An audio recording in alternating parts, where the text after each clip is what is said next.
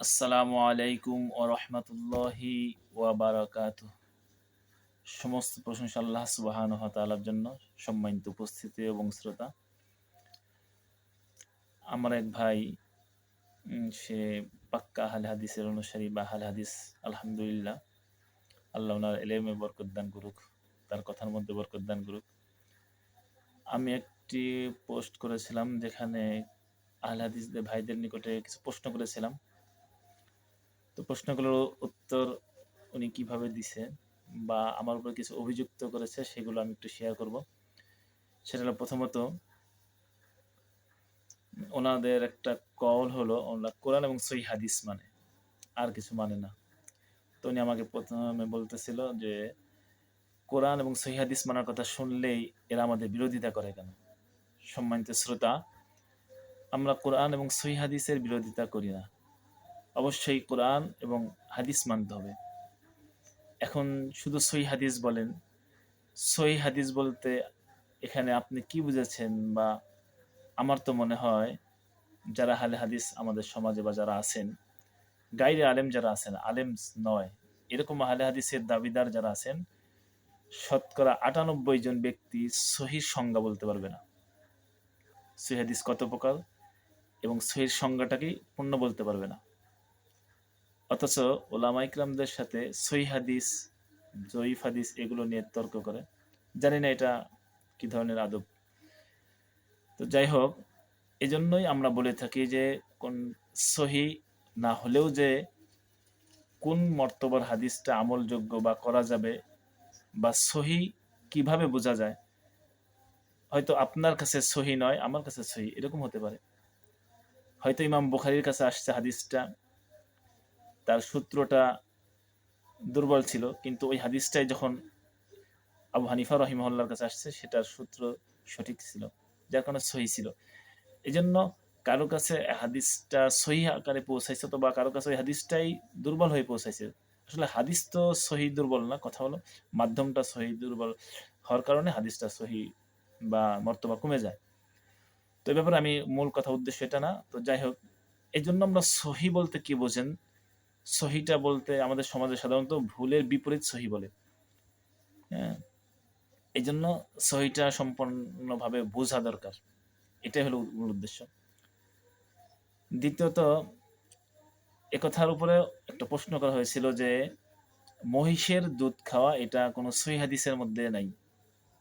অথচ যারা সহিহ হাদিস মানে জয়ীফ হাদিস, দুর্বল হাদিস বা আমলযোগ্য হাদিস, বা কারো কাছে সহি অন্য কারো কাছে দুর্বল, এরকম হাদিসের উপর যারা আমল করে না, শুধু সহি সবার কাছে সহি এরকম হাদিস আমল করে, তো এরকম কোনো হাদিস নাই যে মহিষের দুধ খাওয়া যাবে।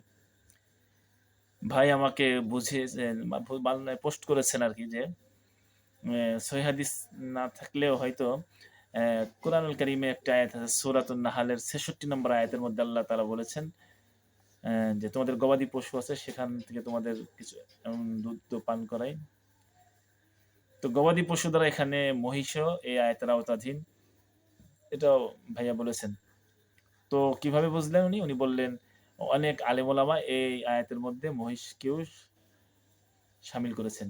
এখন আমার বলার কথা হলো যে অনেক আলেমরা বলেছেন এই আয়াতের আওতাধীন হলো মহিষ। তো আপনি তো অনেকগুলো আলেমের কথা মানে নিলেন, এটা তো কিন্তু সহিহ হাদিস না। আলেমদের মত, তাদের গবেষণা, তাদের উক্তি। এজন্য ভাই, আপনি বলছেন কোরআন এবং সহিহ হাদিস ছাড়া মানি না, তো এই আয়াতের মধ্যে যে মহিষ অন্তর্ভুক্ত আছে, এটা কি কোরআনের আয়াত? এটা কি সহিহ হাদিস? না আলেম ওলামাদের মত, মুফাসসির ইকরামদের মত? তাহলে দিনের শেষ বেলা তো আপনিও এসে সমস্ত মানুষের অন্যান্য আলেমদের মত মেনে নিচ্ছেন, অথচ নিজেই বলেছেন যে আমাদের আলেম ওলামারাও বলে কোরআন এবং সহিহ হাদিস ছাড়া আমাদের কথাও মানবে না। তো এই আয়াতের মধ্যে যে মহিষের কথা অন্তর্ভুক্ত আছে, এটা কোন হাদিসের থেকে পেলেন? বা এটা কার কথা? এটা কে বুঝালো? তাহলে আপনি কেন বলেন যে কোরআন এবং সহিহ হাদিস মানি? তাহলে আপনি এখানে তো তাকলিদ করে ফেললেন। ব্যক্তির তাকলিদ করেন নাই, তবে তাকলিদে মুতলাক। অনেক মানুষের মত মেনেছেন, কোনো ব্যক্তির মত মানেন নাই, কিন্তু একের অধিক মানুষের মত মেনেছেন। তো দিন শেষে তো সে কথাই চলে আসলো। এরপরে দ্বিতীয় একটি কথা, প্রশ্ন উত্তর উনি এভাবে বুঝিয়েছেন। প্রশ্ন করা হয়েছিল, সহিহ বুখারী যে বিশুদ্ধ কিতাব, এই কথাটা সহিহ হাদিস এবং কোরআনের কোথায় পেলেন? উনি বোঝাচ্ছে যে ইমাম বুখারী রাহিমাহুল্লাহ উনি নিজের কথা লেখেন নাই। উনি তাহকিকের সাথে লিখেছেন, যাচাই বাছাই করে লিখেছেন এবং তার সূত্র সঠিক ইত্যাদি, ইত্যাদি অনেক। অবশ্যই সেটা সঠিক কথা। তবে এ কথাগুলো আপনি কিসের ভিত্তিতে বলতেছেন? এগুলো তো কোনো ব্যক্তির কথা শুনে, কোনো ব্যক্তির মত থেকেই আপনি বলতেছেন। তো আমরা যারা মাযহাব মানে বা যারা তাকলিদ করে তারা কখন ব্যক্তির মত মানে? ব্যক্তির মত মানে সে ব্যাপারেই যখন কোরআন এবং সুন্নাহ সে কথা স্পষ্ট থাকে না। তো আপনিও তো বুখারী, সহিহ বুখারীর কথা মানতেছেন, এই ইমাম মুহাম্মদ রহমতুল্লাহ আলাই এর কথা মানতেছেন সুধারণার উপরে। আপনি তো এর কাছে জিজ্ঞেস করেন নাই, এর কাছে জিজ্ঞেস করছেন না। এ আপনি যে সূত্র নিয়েছেন, এটার শুদ্ধতা কি? এটা কোন কে বলেছেন? বা অমুক রাবি এটার শুদ্ধতা কি?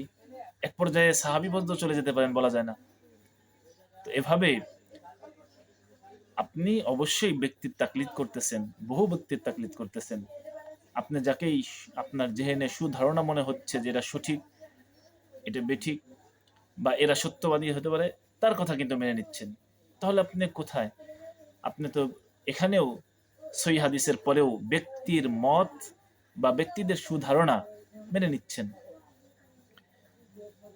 এরপরে আরেকটা বিষয় বলেন যে আমরা সহিহ হাদিস মানলে এ তো মানুষের খুশি হওয়ার কথা, এরা বিরোধিতা করে কেন?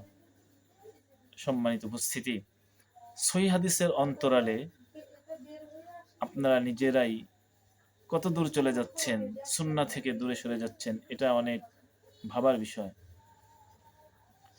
আর সহিহ হাদিস বলে কত হাদিসকে ছেড়ে দেওয়া হচ্ছে যেগুলো সুন্নাত আমল। সম্মানিত হাজিরিন, এরকম বিভিন্ন আরো অনেক কথা আছে যেগুলো আপনি হাদিসে থাকবে না বা রসুল বলেন নাই, তবে সাহাবা ইকরামরা করেছেন, সেটা অবশ্যই আমাদের জন্য করণীয়। অবশ্যই আমরা সেটা অনুসরণ করব। রসুল্লাহ সাল্লাহ আলাইসাল্লাম করেছেন, সাহাবা ইকরাম করেছেন, সেটা হলো সুন্নাহ। রসুল সাল্লাম করতে বলেছেন, সেটা হলো সুন্নাহ। এজন্য কোরআন এবং সহিহ হাদিস এই কথা যদি বলি তাহলে তো অনেক আমল মাইনাস হয়ে যায়, যার কারণে মানুষেরা আমল থেকে দূরে সরে যাবে।